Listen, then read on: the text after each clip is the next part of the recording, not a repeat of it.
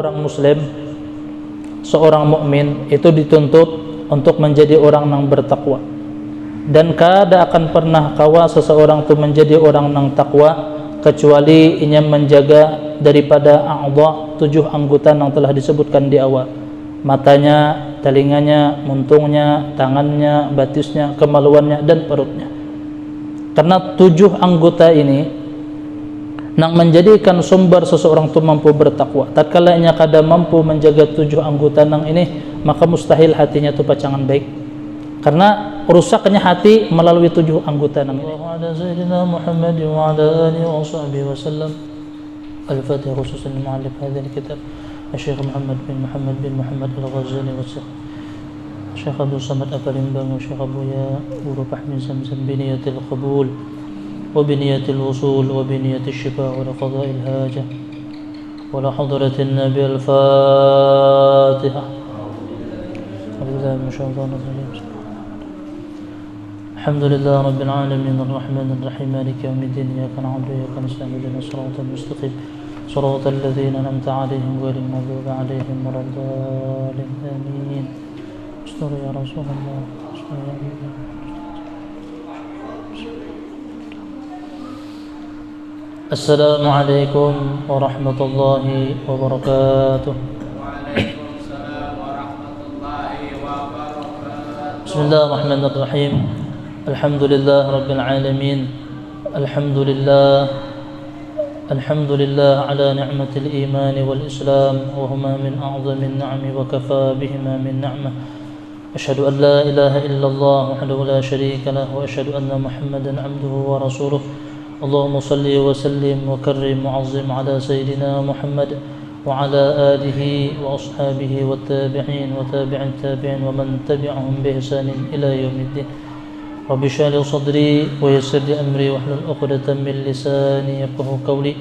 سبحانك لا علم لنا إلا ما علمتنا إنك أنت العليم الحكيم ولا حول ولا قوة إلا بالله العلي العظيم. اللهم أخرجنا من ظلمات الوهم وأكرمنا بنور الفهم وافتح علينا بمعرفة العلم وزين أخلاقنا بالحلم واجعلنا ممن يستمعون القول ويتبعون أحسنه. أما بعد، قال المؤلف رحمه الله تعالى ونفعنا به وبعلومه في الدارين آمين. Syahdan, terkadang mengumpat itu diharuskan oleh syarak jika membawa kepada maslahah pada syarak, yaitu pada 6 tempat. Pertama, mengatakan kejahatan orang yang menzalim akan dia kepada qadhi supaya dihukumkan oleh qadhi, atau qadhi menzalim akan dia maka diadukan kejahatan itu kepada sultan supaya dihukumkan oleh sultan akan qadhi itu. Yang kedua, mengata orang yang berbuat kejahatan sebab mungkir akan dia supaya meninggalkan ia akan berbuat maksiat. Ketiga, sebab ia meminta fatwa kepada mufti supaya katanya kepada mufti bahwasanya si fulan menzalim akan aku, apa hukumnya dan apa jalannya yang melaksanakan daripada zalimnya itu. Keempat, ila akhirih. Di pertemuan yang telah lalu, muallif menjelaskan kepada kita tentang bahayanya ghibah, jahatnya ghibah, kotornya ghibah. Muallif membawa ayat Al-Qur'an dan Allah perumpamakan sahibul ghibah, fa'ilul ghibah dengan orang yang memakan bangkai saudaranya. Kemudian muallif mendatangkan hadis beserta athar beserta khabar tentang jahat dan kejinya ghibah. Dan di pertemuan yang telah lalu juga sudah kita bahas bagaimana supaya dosa ghibah diampuni sebelum diadili di hari kiamat, supaya kita tidak tergolong daripada orang yang muflis sebagaimana hadis Nabi sallallahu alaihi wasallam. Malam hari ini muallif pengarang menjelaskan kepada kita, walaupun ghibah itu perkara yang jahat, walaupun ghibah itu perkara yang keji dan perkara yang sangat besar, minal kabair, ternyata ada beberapa keadaan dan situasi seseorang itu boleh bahkan dianjurkan untuk menggibah. Jadi Perkara apa itu? Jarsidin syahdan.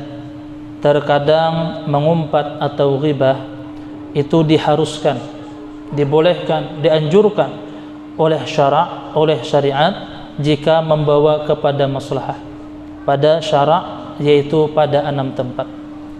Jadi ghibah nang jahat, ghibah nang minal kabair, ghibah nang diperumpamakan Allah perkara nang keji, disebutkan di dalam hadis lebih jahat daripada 30 kali berzina. Ternyata ada beberapa kondisi dan keadaan seseorang boleh untuk menggibah.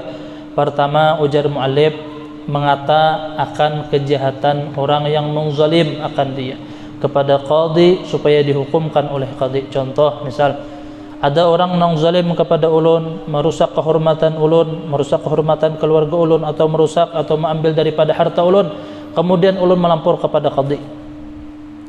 Napa yuk qadhi itu bahasa kita, pemerintahan kita Indonesia ini napa yuk qadhi, hakim lah, naib.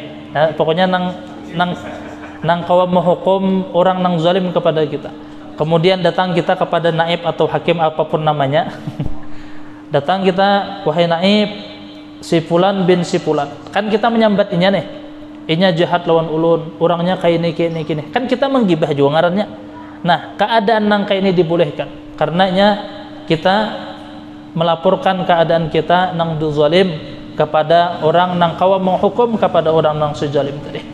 Itu satu keadaan. Atau jarsidin qadhi menzalim akan dia, maka diadukan kejahatan itu kepada sultan supaya dihukumkan oleh sultan akan qadhi itu.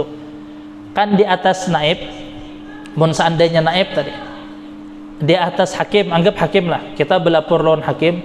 Ternyata hakim ikam ni belapor-lapor, ternyata tanggapan kita ni kada di, mungkin karena hakim ni kita melihatnya disogok, kan hakim ni ternyata jahat juga lawan kita, lalu kita laporkan ke atas lagi. Maka tatkala kita mengisahkan kepada orang nang di atas, napa di atas pada hakim tuh? Mahkamah. Napa bahasa pokoknya ini ada tingkatannya, kita belapor, kemudian kita menjadikan hakim tadi. Hakim tuh mahkamahnya, misal mahkamah ngarannya. Karena kita tahu juga. Jadi mahkamahnya si hakim nih kene. Kan gibah juga ngarannya, itu boleh. Karena untuk membela ataupun mengisahkan kejahatan si hakim atau si qadhi tadi. Yang kedua, seseorang boleh menggibah, mengata orang yang berbuat kejahatan sebab mungkir akan dia supaya meninggalkan ia akan berbuat maksiat. Mengata orang yang berbuat kejahatan sebab mungkir akan dia supaya meninggalkan ia akan berbuat kejahatan. Contoh misal ada orang nih melakukan satu kejahatan, kemudian ia kada mengaku supaya memberikan efek jera, kemudian kita sampaikan bujurai si anu tu memang ia melakukan hal nang kada baik. Nah, boleh nang keadaan nang kayak itu. Itu dua. Yang ketiga, sebab ia meminta fatwa kepada mufti supaya katanya kepada mufti bahwasanya si fulan mengzalim akan diaku, apa hukumnya dan apa jalannya yang melepaskan daripada zalimnya itu. Contoh misalnya kita ada diisi masalah, baik itu dua laki bini ataupun dengan kawan, apapun masalah kita. Berarti mun kita ada bermasalah lawan orang, otomatis tatkala kita menyampaikan kepada guru ataupun kepada habib ataupun kepada naib ataupun kepada mufti, kita hendak mencari solusi nih. Kemudian kita kisahkan bini ulun tuh kayak ini kejahatan aja yang kita kisahkan, maka itu kada gibah nang diharamkan. Dengan syarat, ujar para ulama, apabila orang nang kita minta isaran tadi kita yakinnya kau memberikan solusi. Mun kita nang sesama pada kawan tentu gibah ngarannya, sekedar memuasakan hati nih. Kamu tahu aja biniku tuh, kadang kayak binimu juga sekalinya. Binimu tuh kayak ini misal nih. Nah, itu kadang memberikan solusi nih. Ya kan kita nih biasanya kacar bini orang, bini seorang kan. Napa istilahnya? Napa istilahnya rumput tetangga, napa? Oh, rumput tetangga lebih hijau daripada itu was-was syaitan aja. Adanya nang halal mencari nang haram. Nah, tatkala kita nih berisi masalah baik dengan bini kita, baik dengan kawan kita, tatkala kita hendak mencari solusi, datang kepada guru, datang kepada mufti dan sebagainya. Itu boleh kita berkisah. Si anu tuh guru wae kayak ini. Kayak apa ya solusinya supaya ulun kayak ini. Itu boleh. Tapi tatkala kita berkisah lawan kakawanan nang kita kadada besi sangkaan kawan tadi pacangan memberikan solusi yang baik, maka itu ghibah nang dilarang, ghibah nang haram. Adapun tatkala kita berkisah dengan perguruan, guru kayak apa yuk kayak ini, maka itu hukumnya boleh. Yang keempat, sebab ia menakutkan akan orang yang hendak bersahabat dengan orang yang fasik atau zalim, maka dikatanya jangan engkau bersahabat dengan si fulan itu karena ia fasik atau karena ia zalim atau ia sesat atau perbuatannya itu sangat jahat. Contoh, kita ada bisi kawan, kemudian kawan tadi kayaknya tak kawan dengan orang yang kada baik kada baik akidahnya, baik kada baik bakawan dengan orang yang tersesat kah, takawan bubuhan wahabi kah, atau perkara yang lain. Tatkala nang semacam itu kita kada apa-apa lagi mengisahkan ikam jangan bakawan nang seanu tu sesat. Hanya kan ini menyambat orang nih, cuman dengan syarat dengan bukti nang nyata. Apabila inya menyalahi syariah, misalkan si kita ini bakawan dengan seseorang, kawan kita bakawan dengan seseorang, kemudian kawannya tadi kita tahu inya taumpat ajaran yang kada baik itu namanya dengan wahabi kah, atau ajaran sesat napakah, kemudian kita nasihatinya, ikam jangan ke situ lah, itu hati-hati ikam, itu kada seikung berdua sudah nang baampih sembahyang misal, atau kada hakun lagi mahaulai kuitan misal, itu kada gibah, itu merupakan nasihat ta'awanu 'alal birri wat taqwa wala ta'awanu 'alal ismi wal udwan. Dan ini patukannya syariat, dan kadeda ampun maaf kadeda syariat tu nang malajari menyalahi syariat tu kadeda mun mau uji oke, kita mendapatkan kisah-kisah oleh guru-guru kita, memang ada guru tu mau uji untuk menyalahi syariat tu ada, teman untuk mengajarkan kadeda. Mungkin kita rencak mendengar kisah ada seorang guru, seorang habib yang besar mau uji muridnya, ikam sembahyang membelakangi kiblah, kemudian murid tadi melaksanakan apa yang diperintahkan gurunya, kemudian gurunya membuka ternyata memang kiblatnya di belakang. Itu kan menyalahi syariat. Tapi untuk menguji murid, bukan untuk mengajarkan murid. Mun ada gurunya menyalahi syariat, muridnya menyalahi syariat, itu bukan mentes murid, tapi mengajarkan murid yang salah. Dan kita kada boleh mempatin nang itu. Wali, mun bujur ada wali yang menyalahi syariat, kada apa-apa kita menggibah, bahkan kita membunuh sidin pun kada apa-apa apabila memang pantas untuk dibunuh. Napa contohnya? Kita bisa kalau ziarah ke Dato' Ambulong, tahu pian Dato' Ambulong nang kita ziarah tahun tadi, bisa lah pian membaca kisahnya, atau Syekh Siti Jenar nang bubuhan Jawa nih mungkin tahu mas nih, atau Mansur Al-Hallaj, kan kisahnya tuh mirip-mirip. Dato' Ambulong itu kisahnya mungkin masyhur sudah, sidin seorang wali min auliyaillah, cuman sidin ini napa yo bahasa kita di makam pana kada sampai kepada makam baka. Makam pana tu orang nang maranyau jadi kita, ya Allah pian siapa, aku Allah aja sidin, padahal wali sidin anal haq zaman Mansur Al-Hallaj. Jadi pada waktu itu semisal daripada Datu Kalampayan, Wali Songo, semisal daripada Syekh Siti Jenar, padahal sidin ini wali, cuman adanya sidin ini menyesatkan gisan umat. Napa nang lebih maslahah? Kan di dalam kaidah usul ija ta'arada mafsidatani ruya 'azamuha dararan birtikabi akhaffihima. Membunuh ini wali ini, kada dibunuh ini menyesatkan. Mana nang lebih maslahah? Jadi semisal Dato' Ambulong nang kita ziarahi mun pian membaca bukunya itu dibunuh oleh Dato' Kalampayan. Syekh Siti Jenar kan bahaya nang kayak itu. Kan orang-orang awam nih mendengar ilmu-ilmu nang kayak itu ketujuh. Napakah? Padahal ampun maaf kita nih belajar kalau sifat 20 seberataan. Di sifat 20 nang dibaca Habib Muhammad Al-Qab di masjid. Sifat kita ini tipis nang kayak itu. Coba pian baca di terakhir, bab terakhir, di akhir disebutkan. Habib Usman Batawi menukil daripada Ibnu Hajar. Jadi di situ coba pian mun ada bisi kitabnya. Mun pengajian Habib Muhammad kan berbagi kitab, buka di bab nang paling terakhir. Jadi dia Habib Usman Batawi nang kusebutkan di sini seberataan perkara nang wajib, nang lebih daripada ini Jersiden membawa orang awam kepada pembahasan nang dalam. Coba buka di dalam kitab. Kada usah nang beganal-ganal gen sifat 20 gen. Membawa orang awam kepada pembahasan ng dalam nang inya kada sampai otaknya kepada pembahasan itu, sedangkan inya belum gugur kewajiban atau mempelajari nang wajib, itu bisa dua jadi, bisa bid'ah atau bisa keluar daripada Islam. Coba mungkin pian membuka kan malam minggu ini Habib Muhammad Al-Kab datang buka di paling terakhir Al-Habib Utsman Batawi mengutip pernyataan jumhurul ulama Imam Ibnu Hajar Al-Haytami, jadi orang nang mengajarkan orang awam perkara nang dalam nang inya kada sampai otaknya nang bisa menyesatkan kepada ummah, itu hukumnya bisa bid'ah atau keluar daripada Islam. Jadi hati-hati. Jadi nang wajib-wajibnya ada. Lalu kita berkisah nih kan, kita berkisah orang nang menggibah. Misalkan ada kawan kita nang hendak teumpat di sana, hati-hati ikamlah. Jangan teumpat nang itu. Jangan teumpat bebuhan Wahabi itu, habis ikam. Bamaulid kada mau lagi. Bamaulid kada hakun bid'ah aja nya, bedangdutan katuju sih dia. Kan lucu kita kan. Bisa bujur pian ada nang kata kada apa aja no bamaulid tani bid'ah, padahal kulir mah ada kan. Takana bedangdutan sih dia nang paling iyanya menyawer. misal ada nang kayak itu. Yang kelima, jadi pada ketika itu kada gibah kita mengisahkan si anu tu, ikam hati-hatilah inya kayak ini kada termasuk gibah. Yang kelima, hendak memberitahu akan nama orang yang tiada diketahui melainkan dengan disebut akan aibnya itu.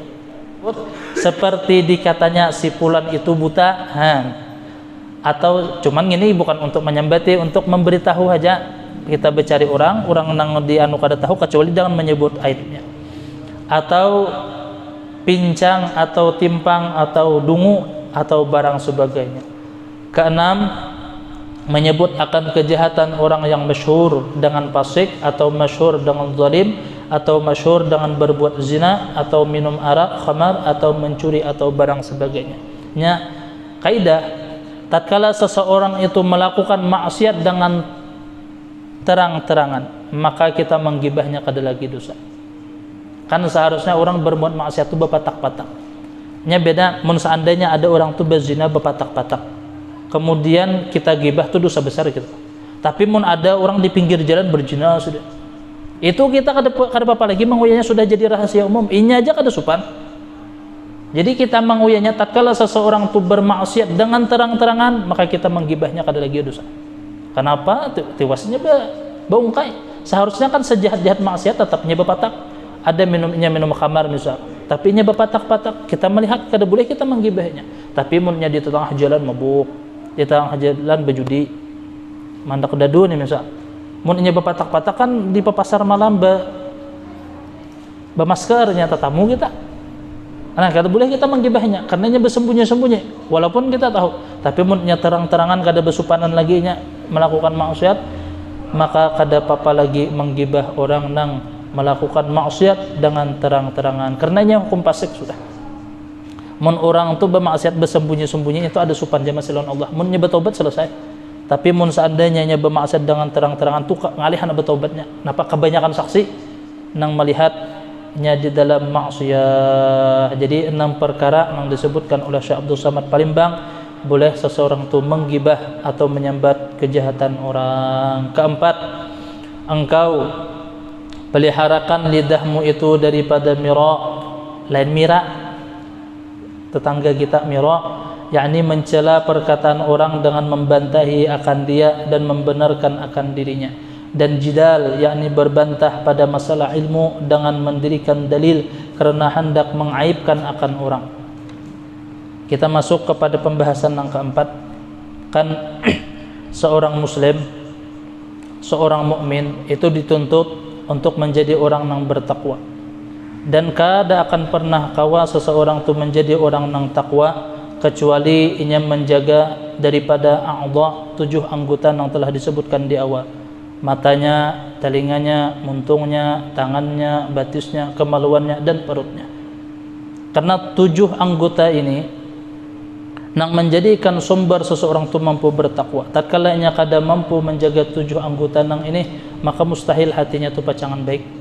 Karena rusaknya hati melalui 7 anggota nang ini. Nah, di antara 7 anggota kita ini kan membahas muntung. Sudah permulaan yang kita bahas tentang jangan sampai muntung tu berdusta, jangan sampai muntung tu khianah, jangan sampai muntung tu menggibah. Nang keempat, ini nang keempat pembahasan muntung. Engkau peliharakan lidahmu itu daripada mira, yakni mencela perkataan orang dengan membantahi akan dia dan membenarkan akan dirinya, dan jidal, yakni berbantah-bantahan pada masalah ilmu dengan mendirikan dalil karena hendak mengaibkan akan orang. Mira tu orang bepandir, kadang nangka itu aja kita nang bujung kene, nah itu kemudian apa bahasa kita ya, kenapa iyanya gitu. Mira tu pokoknya hendak memadahkan seorang bujur, orang nang bepandir tu salah. Adapun jidal tu debat tu walaupun dia sedin bujur. Kan perbedaan mira atau jidal, mujadalah aja kita, debat. Nih kan para pemilu tuh ramai orang berdebat. Berdebat tuh jadi Imam Ghazali nang bujur kah, nang salah kah, kedua-duanya kada baik. Karena selagi akan datang disebutkan hadis, orang nang kawa meninggalkan debat walaupun inya bujur itu akan mendapatkan baitan fil jannah, dapat surga, dapat rumah di dalam surga. Nah, nang keempat ini Al-Imam Al-Ghazali melarang muntung kita untuk ketuju apa ya bahasa kita mira nih, orang bepandir kemudian seorang memotong menyalahkan ampun orang, nah itu nah bahasanya.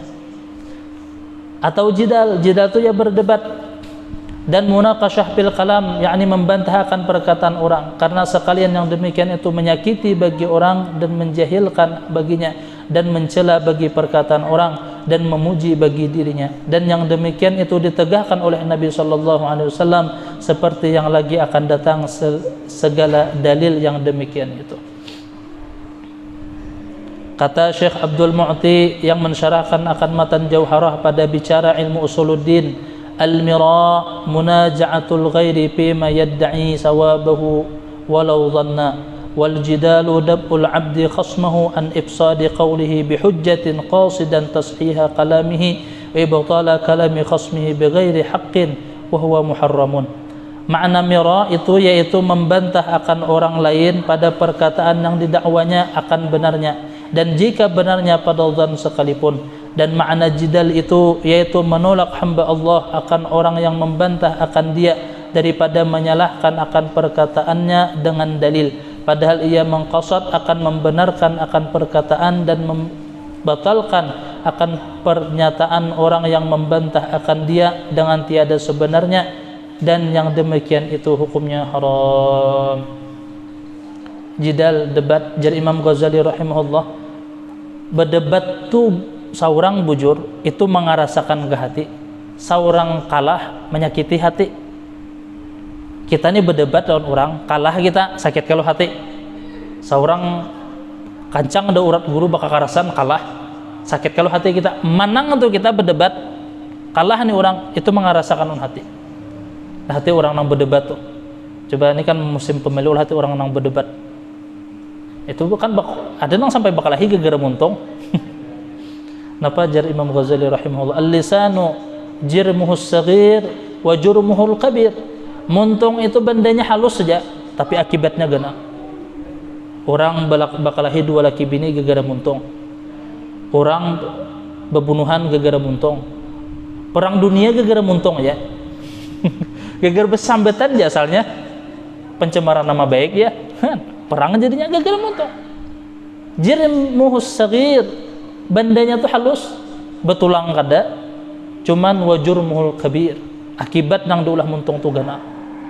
Berapa banyak orang nang celaka gara-gara muntung. Nah, di antara hal nang diharamkan yang disebutkan oleh Syekh Abdul Samad Palembang Al-Imam Al-Ghazali rahimahullah, kita dilarang untuk katuju berdebat walaupun kita bujur. Debat tu kada baik. Debat coba pian niki kena mun jarur mun musim pemilu. Kita pun mun umpatan itu tak bisa tak umpat tuh sakit hati. Jadi mun kita hendak mendukung Anies nih misal, kita mendukung Pulan bin Pulan, cukup kita ungkayakan kebaikan sedin, kada usah maipakan orang. Ingatlah dulu waktu Prabowo lawan kisah-kisah ng calon-calon bahari, itu mun orang tuh hendak menang lalu diburukakan gini, lalu berdebat dari ujungnya. Padahal kita patuh kada timbul ada kalau nang viral orang nih kawin saikong sakampungan kada datang. Sakalinya ditelusuri coba ada di Instagram kah apa di WhatsApp kah ulun melihat beritanya anak sidin kawin megah meriah nih pelaminan saikong kada nang datang. Kenapa? Gara-gara bida nang coblosan aja. Ada tuh di daerah Jawa masih ada. Coba pengen cari beritanya tuh tahun pemilu. Gara-gara beda ini gara-gara bahwal pandir. Ini kejadian nyata. Ini najar Imam Ghazali menangnya maulah hati keras, kalahnya maulah sakit hati. Mun ada orang berdiam, mun kawa tuh. Cuman kita nih emosian bang nih. Mun ada orang mendebat langsung naik darah. Jadi mun kawa tuh orang berdebat tinggalkan bejo. Ini coba tuh orang tuh mun berdebat akun dia tentang hemalaman. Itu mun kalah tuh semalaman tuh kan mau goreng. Memikirkan kayak apa pulang beres supaya supan dia. Jadi tinggalkan bejauh kenapa? Untungnya debat menang kada dapat duit, kalah kada dapat duit dia juga. Jadi tinggalkan mira, tinggalkan jidal itu ya debat. Dan sabda Nabi sallallahu alaihi wasallam, "Inna abghadar rijali ila Allah taala aladul khasam." Bahwasanya yang terlebih benci daripada laki-laki kepada Allah taala itu yaitu laki-laki yang ketujuh berdebat. Jadi Allah tuh kada ketujuh mun orang tuh ketujuh mendebat. Pian tuh gin mun bisi bini kita memadehi ini dihualnya. Kayak apa para sapian? Seorang hanya sekali bapandi 10 batik dia nyimpen hot. Bisa tertampar sekolah. Jadi kada baik. Jadi kita bagaimana ini kan nang disebutkan oleh Imam Al-Ghazali. Nang apa nang kebiasaan nang diulah montong kita. Jangan ketujuh berdebat. Mun asa hati panas tinggalkan bejauh. Mun talawan itu ya nang bisa jadi hual. Yakni membanyakkan akan berbantah-bantahan dan berkelahi karena sekalian yang demikian itu tertegah pada syarak dan jika benar sekalipun. Jadi Imam Ghazali sekalipun bujur. Sebutin hadis lagi terakhir dan Nabi kita di dalam sebuah hadis man tarakal mira wa huwa mubthilun banallahu lahu baitan fi rabadil jannah wa man tarakahu wa huwa muhikkun banallahu lahu baitan fi a'lal jannah. Barang siapa nang meninggalkan debat dan inya salah nang parah nih inya salah tetap aja mengaras ngini inya salah cuman inya kada hakun melawani karena inya tahu salah. Napa balasan Allah orang nang meninggalkan debat kadina bahwa lawan orang banallahu lahu baitan fi rabadil jannah. Allah akan ulahkan inya baitan kusur istana di pinggiran surga. Wa man tarakahu barang siapa nang meninggalkan debat wa huwa muhiqqun dan inya bujur. Inya tuh mun berdebat pasti menang karena inya bujur. Lengkap sudah dalilnya inya. Tapi inya kadina berdebat napa? Kada ada hasil juga. Pacangan jadi huwal mengarasi hati. Napa nang balasan Allah kepada orang nang hakun meninggalkan debat padahal inya pasti kau menang. Jar Allah taala Nabi kita banallahu lahu baitan fi a'lal jannah. Allah akan maulahkan inya istana fi a'lal jannah di surga nang tertinggi. Mudah-mudahan Allah berikan kita ilmu yang manfaat dan Allah jaga anggota kita dari segala maksiat dan mudah-mudahan Allah akhiri hidup kita dalam keadaan husnul khatimah ala hadhihi niyyah وكل نية صالحة والحضرة الحبيب محمد صلى الله عليه وسلم بسر الفاتحة. أعوذ بالله من الشيطان الرجيم بسم الله الرحمن الرحيم الحمد لله رب العالمين الرحمن الرحيم مالك يوم الدين إياك نعبد وإياك نستعين اهدنا الصراط المستقيم صراط الذين أنعمت عليهم غير المغضوب عليهم ولا الضالين آمين. بسم الله الرحمن الرحيم الحمد لله رب العالمين والصلاة والسلام على أشرف الأنبياء والمرسلين سيدنا محمد الأمين وعلى آله وصحبه أجمعين. اللهم أغننا بالعلم وزينا بالحلم وأكرمنا بالتقوى وجملنا بالعافية. اللهم استر عيوبنا وعيوب معلمنا ولا تذهب بركاته الأنفهم عنا برحمتك يا أرحم الراحمين. ربنا آتنا في الدنيا حسنة وفي الآخرة حسنة وقنا عذاب النار. صلى الله على سيدنا محمد وعلى آله وصحبه وسلم. الحمد لله رب العالمين. تقبل الله منكم.